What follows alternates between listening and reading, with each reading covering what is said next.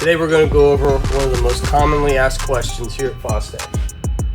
Has to do with our Echo trigger. Here I've got one of our Raptor AR pistols. It's got the Echo trigger installed in it. Obviously always make sure things are safe. This pistol is safe because it's been flagged. We're going to go ahead and remove the flag. Okay, so what happens is people will take their uppers off their lower, which is a common thing to do.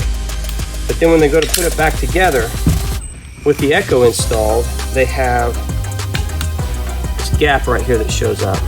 And they're unable to get the upper to collapse all the way down to where they can get the rear takedown pin in. Super easy fix. All you need to do is go ahead and move your selector lever all the way to Echo mode.